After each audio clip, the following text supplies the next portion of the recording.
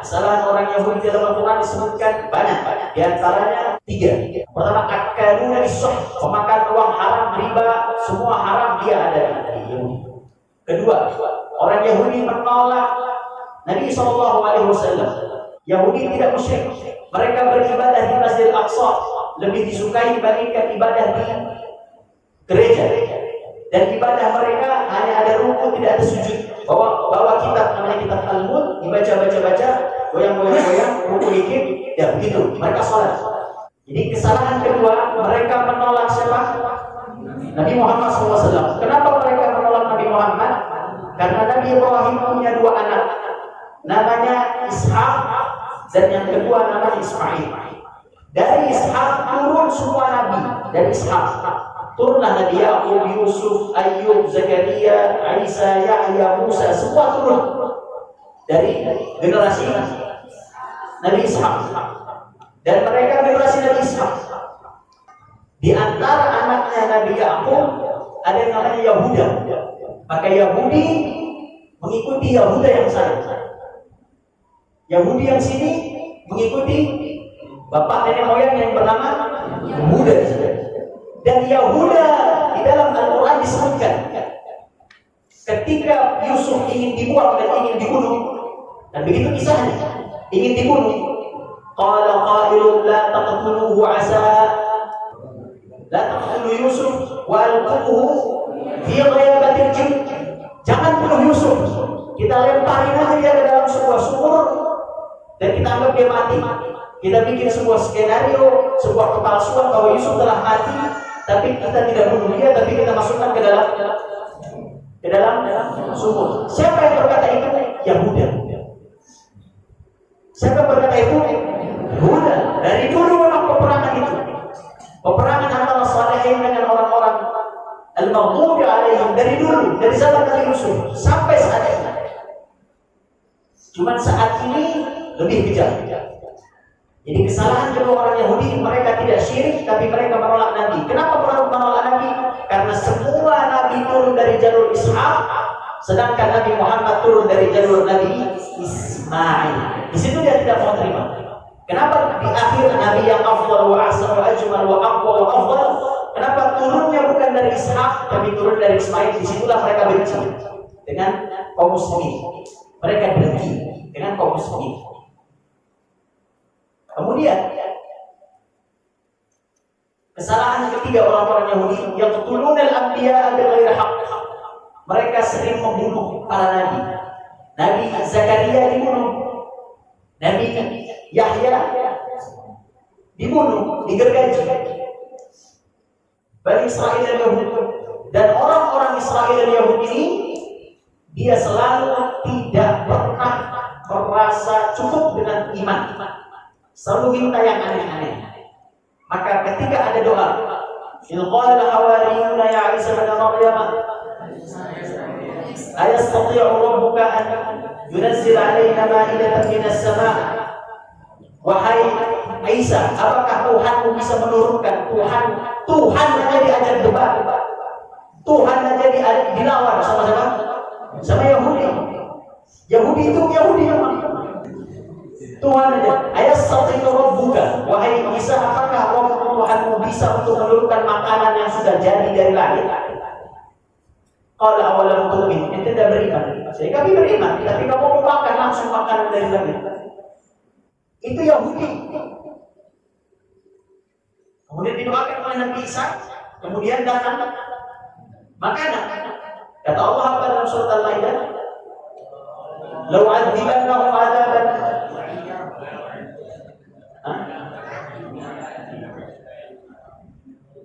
akan aku apa ya? Qala Allah inni munazziluha 'alaikum faman yakfur ba'di fa inni u'adzibuhu 'adzaban la u'adzibuhu ahadan minal 'alamin. Kata Allah dari langit kepada Nabi Isa. Nabi Isa tenang, saya akan turunkan makanan yang sudah jadi dari langit, tinggal dimakan. Syaratnya satu, ente habis ini kufur, saya akan azab ente di mana saya tidak mungkin azab kecuali azab yang paling berat buat kaum ente. Buat siapa itu?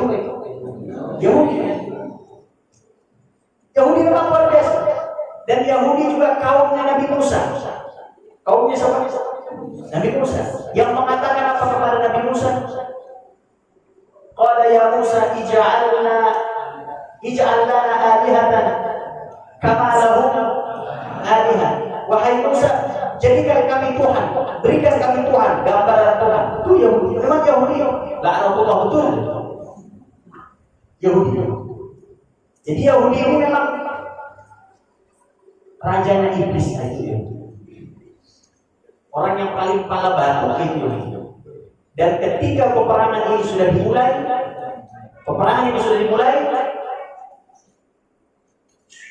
Menteri Pertahanan Yahudi mengatakan mereka semua orang Palestina yang ada di Gaza animals, human. Artinya manusia binatang. Yahudi. Kita Muslim, tidak pernah kita mengatakan mereka binatang. Kita tidak pernah mengatakan yang buruk. Tapi yang mengatakan buruk tentang orang-orang Yahudi adalah Allah. Al-qiradata wal khanazir. Mereka monyet dan mereka babi. Memang begitu keadaan.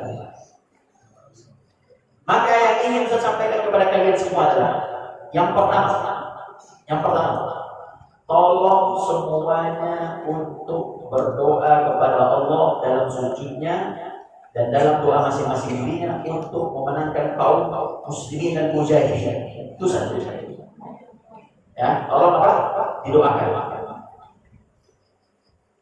Yang kedua, tolong setelah ini semuanya salat 5 waktunya di akhir rukuknya diadakan sebuah qunut nazilah. Qunut apa? Nazilah. Qunut nazilah 5 kali sehari. Apa yang dibaca ketika sami Allahu liman hamidah, langsung aja doa. Tidak usah baca Rabbana wa lakal hamd, langsung doa. Karena ini juga dilakukan oleh Rasulullah SAW. Langsung berdoa. Doanya nanti bisa ditempel dan dibaca dan diaminkan.